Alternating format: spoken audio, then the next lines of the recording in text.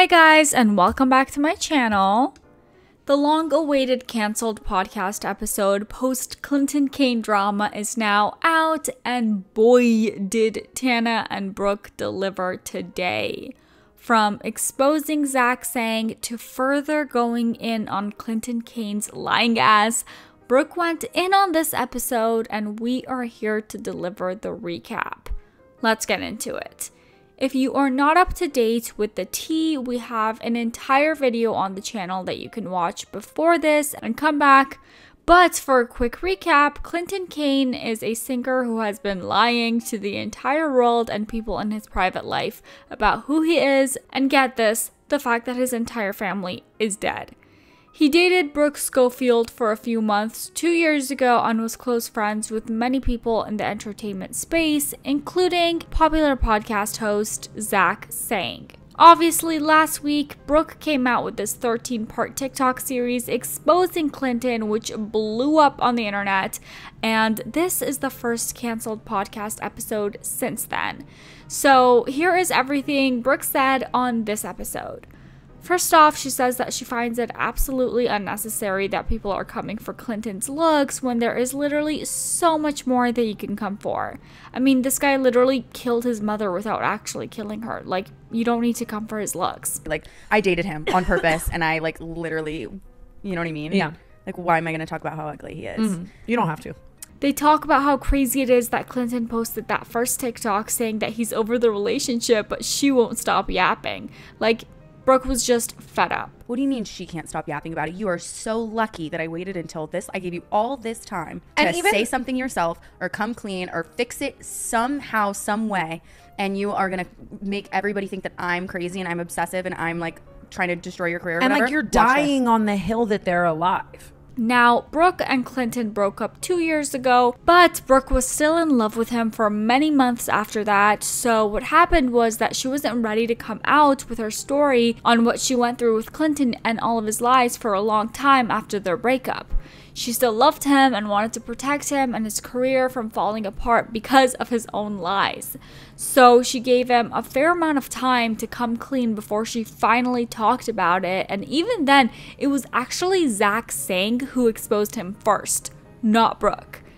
They then move on to talk about the Rolling Stone article that came out with Clinton's PR statement on the matter.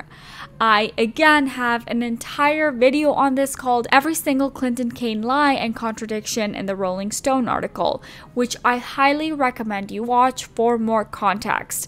And it's actually a really good video if I do say so myself. Tana brings up part of the article that says Brooke is known for tearing apart her exes online in order to break down her credibility, which is crazy. You fake killed off your whole family and abused 10 women and everyone in your fucking life over it. Of course. Like, there has to be repercussions. It is frustrating because it's like, oh, like, that's just my shtick. I just come on here and I try to cancel guys. Fuck you so much. You killed your mom and I'm the psycho one. It took me 2 years to even, like, fucking get some sense knocked into me. Are you kidding me? I never wanted to say anything about it at all. I've literally... And apparently, Rolling Stone had actually contacted Brooke for a statement for an article that they wanted to make on the Clinton Kane situation as early as only 1 year ago, and Brooke refused because she didn't want to bring attention to it. So it's just ironic that they're now running with the whole, oh, Brooke is looking for attention thing. Like, she hasn't been wanting to come out with the story for 2 years. She really just got pushed into this point. And Tana brings up the fact that their podcast is number 9 in the world right now. The last person that Brooke needs to clout chase off of right now is Clinton freaking Kane. I am a podcaster, and there's no way that you're going to come for me for yapping about my personal traumatic experience 2 years after the fact. Because my last words would be about that shit. What an idiot. Honestly, why would you pick worst choice ever in a girlfriend if you're going to be a compulsive fucking pathological liar? Brooke says that she was the perfect victim for Clinton's lies because she has a personality disorder and was sort of trauma bonded to him. He even cheated on her on several occasions, and she stuck by him despite all that and despite all the lies. She goes into details of all the lies that Clinton would tell her about his dead mom and how they would change up suddenly because liars obviously lose track of all their lies. One time, I made a joke. I said, what would you do if I just like fell down these stairs right now? And when I tell you that man didn't talk to me for fucking 2 days, he made me feel so horrible and disgusting because apparently his mom, that's how she died. Falling down the stairs? Falling down the stairs. He's the one who had to pull the plug, and he got the deed to the 8-bedroom house on the beach in Australia, and he tore it up because he doesn't care about wealth. And his mom owned Birkenstocks. I can't even say some of these things. I'm like, I can't even. And apparently he did this to many other girls, like at the same time. And Brooke still gets DMs from girls opening up to her about Clinton actively lying to them. And now let's get into Zach saying. The first initial time that I ever addressed the Clinton situation on this podcast was in my Marianne episode, and I'm sitting here right here on this couch in my fucking ponytail crying, okay? And I regret in that episode how I handled Zach Sang. I'll tell you why. He is horrible. Zach Sang is horrible. Again, remember Brooke was trying to protect Clinton after their breakup for a long time. She was in such a low point in her life because of him that she wanted to unalive herself.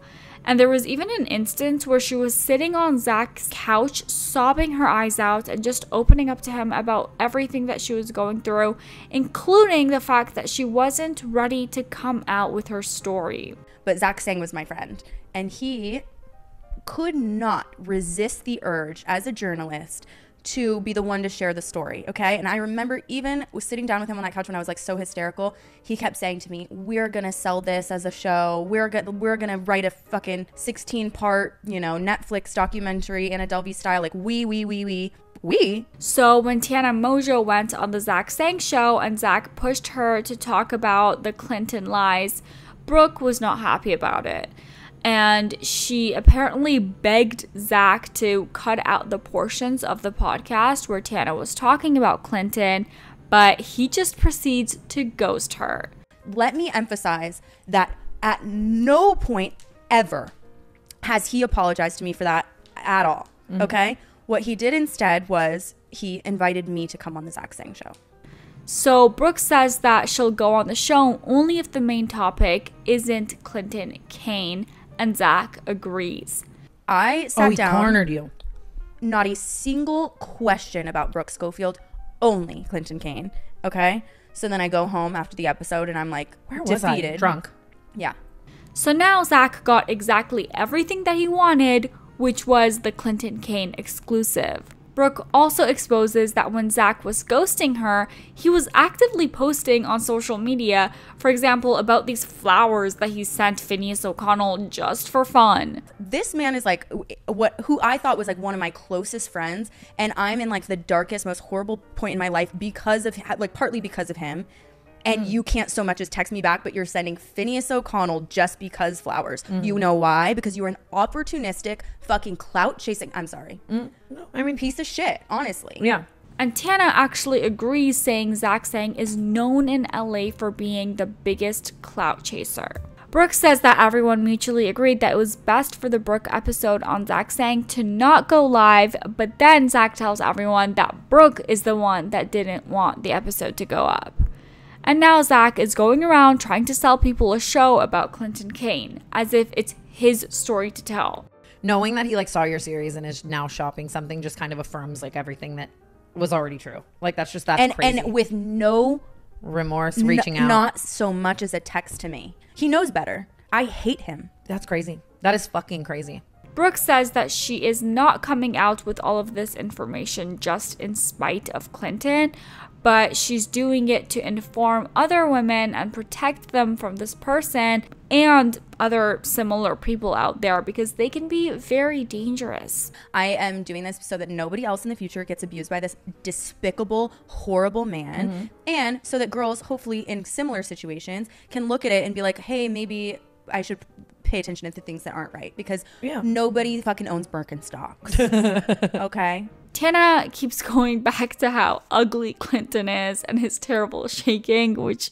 Well, we haven't talked about the shaking for 2 seconds. I would never, ever make fun of anybody with a type of disorder where they were shaking, right? It's I met him. He doesn't have any type of disorder more like passion. that. More passion. Yeah, like it's when he hears the music, he does this thing. Gyrates. And I was really genuinely, I was in this hole the other night so high laughing about the fact that he does not have one song with a BPM that requires moving like that. Like your John Summit. And yeah, that is pretty much what's happening. This is absolutely crazy because like Zach is just, I feel like he's just so beloved on the internet. I can't think of a single person who was on bad terms with him, but this is just crazy to hear about him, and it really does make me look at him in a different light. I guess to be that successful in the entertainment world, you do need to be, you know, a little bit of a clout chaser to an extent, but this is just, it's crazy to hear.